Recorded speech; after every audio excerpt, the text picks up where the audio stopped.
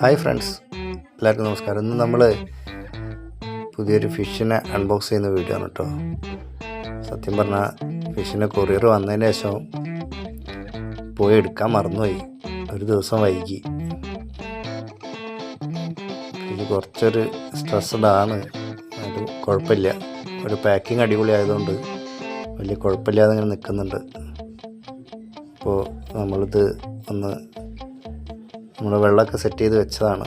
ഇപ്പോൾ അതിനകത്തേക്ക് ഒന്ന് ടെമ്പറേച്ചർ ഈക്വലാവാൻ വേണ്ടിയിട്ട് നമ്മൾ കവറൊന്ന് അതിനൊക്കെ ഇറക്കി വെച്ച് ഫിഷിനെ ഇറക്കി വിടാൻ പോവാണ്. അപ്പോൾ ഇത് വെയിൽ ടൈൽ സീബ്ര എന്ന് പറയുന്ന നമ്മുടെ മോളിനകത്ത് പെട്ട ഒരു ഫിഷാണ് കേട്ടോ. ബ്രീഡിങ്ങൊക്കെ കുറച്ചൊരു ബുദ്ധിമുട്ടാണെന്ന് പറഞ്ഞ് കേൾക്കുന്നുണ്ട്. എന്താ സത്യാവസ്ഥ അറിഞ്ഞൂടാ. ഞാൻ ആദ്യമായിട്ട് എടുക്കുന്നത്. നമ്മളിവിടെ വെറ്റാസ് മാത്രമാണ് ചെയ്തുകൊണ്ടിരിക്കുന്നത്. വെറ്റാസും പോളർ വൈറ്റാണ് ഇപ്പോൾ നമ്മുടെ കയ്യിലുള്ള ഫിഷ്. അപ്പോൾ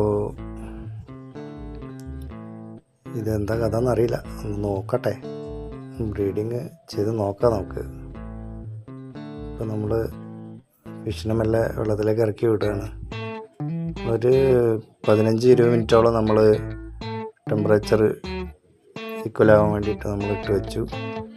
അതിനുശേഷമാണ് നമ്മൾ ഇറക്കി വിടുന്നത്. ഫിഷിന് വലിയൊരു പ്രശ്നമൊന്നുമില്ല. പിന്നെ കുറച്ച് ഒരു 2-3 ദിവസമായിട്ട് ആ കവറിനകത്ത് തന്നെ കിടക്കല്ലേ, അതിൻ്റേതായ ഒരു ചെറിയ ബുദ്ധിമുട്ടുണ്ട്. എന്നാലും കുഴപ്പമില്ല, ഫിഷ് അങ്ങനെ പോകുന്നുണ്ട്, വലിയ കുഴപ്പമൊന്നുമില്ലാതെ. ഇപ്പോൾ നിങ്ങൾക്ക് കാണാം, അതിനകത്ത് പുറത്തേക്ക് ഇറങ്ങുമ്പോൾ ഉണ്ടല്ലോ, ഫിഷിന് വലിയ പ്രശ്നമൊന്നുമില്ല. ആള് ഉഷാറാണ്. ഒരു അരമണിക്കൂർ കഴിഞ്ഞിട്ട് നമുക്ക് ലൈഫ് ഫുഡ് വല്ലതും കൊടുത്തു നോക്കാം.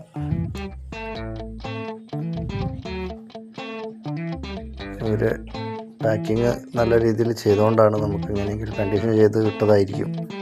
അതുകൊണ്ടാണ് ഇത്ര വലിയ കുഴപ്പമില്ലാത്ത രീതിയിൽ കിട്ടിയത്. ഇല്ലെങ്കിൽ ഇപ്പോൾ ചാവേണ്ട സമയം കഴിഞ്ഞ്. ഫിഷ് ചിലത് കൊറിയർ ചെയ്താൽ കുറേ ദിവസം നിൽക്കലുണ്ട് കേട്ടോ. ഞാൻ കൊറിയർ ചെയ്തിട്ട് 5-6 ദിവസമൊക്കെ നിന്നിട്ടുണ്ട്. ചില സ്ഥലത്തേക്ക് കുറച്ച് ലോങ്ങിലേക്കൊക്കെ ചെയ്തിട്ട് വലിയ കുഴപ്പമില്ലാതെ പോയിട്ടുണ്ട്. ചിലത് അത് ഭാഗ്യം പോലെയാണ്.